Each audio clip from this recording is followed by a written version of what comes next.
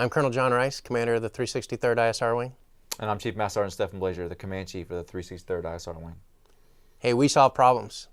And in this third installment of what that means, we're going to talk about what it means to be audaciously innovative. Innovative means I'm actually solving a problem in some new or novel way. But, as we described in our previous discussions about being problem-centric and dynamically adaptive, it's because the world is changing at an accelerating rate. We have to be not just innovative, but audaciously innovative, right? And so we've got to be willing to step out and take some bold risk in order to make notable advancements in our capabilities beyond just polishing the ones that we currently have. That sounds risky, sir. Well, that sounds risky. You know what's more risky than that? What's that? More risky than that is not transforming, because every day that we don't transform, we become increasingly irrelevant. Mm-hmm. As you talked about in our last video, we could be the world's best, and you didn't use this analogy, but we could be the. Thinking about it. You were thinking it because of the Unimind. We could be the world's best at making the abacus. And there was a time when the abacus was the state of the art for mathematical computation. And you know what overtook the abacus? The slide rule. But there was a time, in fact, it wasn't that long ago, that slide rules were used to plan man landing on the moon, right? I mean, that was the state of the art not long ago. But the key is, right, just because you're the world's best at something doesn't mean that that thing will always be relevant. And so we just got to make sure that as we conduct our missions, we're doing so in the most relevant way. So to that end, we've got to be audaciously innovative. We've got to create new. We've got to be the wing the Air Force needs us to be across all of our mission areas. And we've got to be able to out-innovate our adversaries in doing so. Yes, sir. Yeah, so this topic, this phrase, more than anything, I think airmen hear about it all the time. And, even our Air Force vision, which some people may or may not know, right? But it's the world's greatest Air Force, powered by airmen, fueled by innovation. And I really think that powered by airmen is unquestionable. That the talent of our people, their character,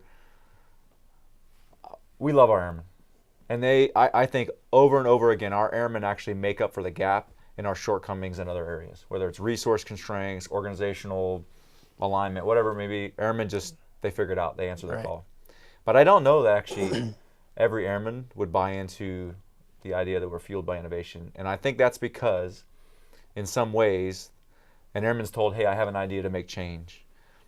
And we got to work really hard to make sure that when that idea happens, that they're given a forum and an opportunity to let that idea be heard. And then also that we have an opportunity for us to levy some risk and see if that idea can be proven.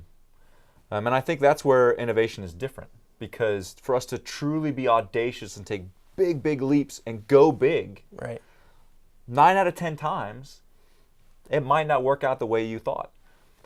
But every single time you should learn something.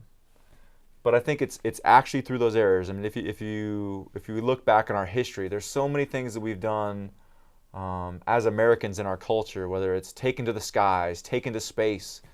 There were many things that didn't work out, and those aren't the ones you hear about in the history books. Right.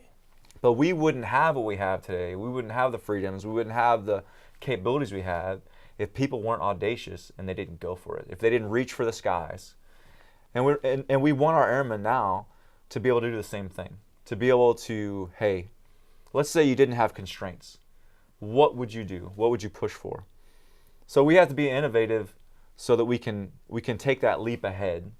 And whatever that change is, that it's so loud that it creates a shockwave for change to get us to transform and leap to where we could be. But it's just what we do. We constantly move forward as an Air Force. We're constantly focused on excellence, right? Because excellence, if anything isn't at that level of excellence, we don't accept it, and we want to push for that. So to me, when I think of being audaciously innovative, we have to make sure we continue to provide environments of trust so our airmen can be heard and our airmen can take chances, and we give them the latitude to be able to take on some risk. Yeah, There's another key point too, which is not all innovation has to happen at the individual level.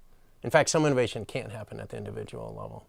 So our airmen are inspired with many great ideas, and sometimes they think that if they have a thought about a better way to do things, but it's beyond their own capability to make happen, then they might think it's unachievable.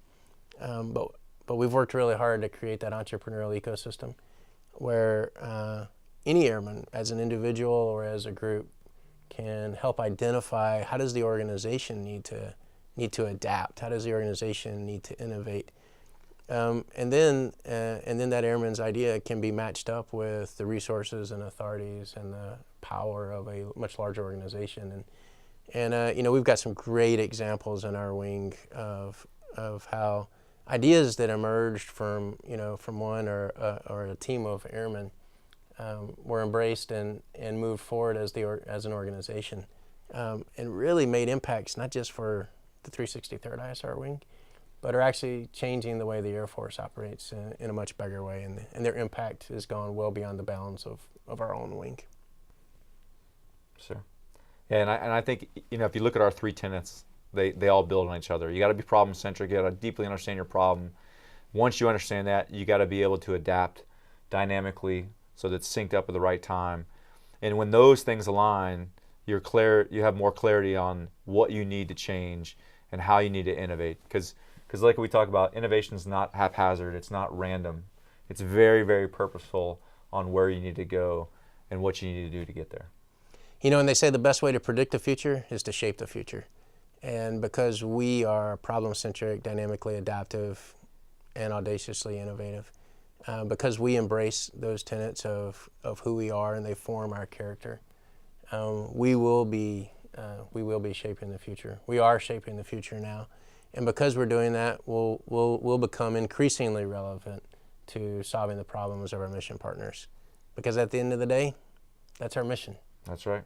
I'm Colonel John Rice. And I'm Chief Stephen Blazier. And with all of you, we solve problems today, tomorrow, together.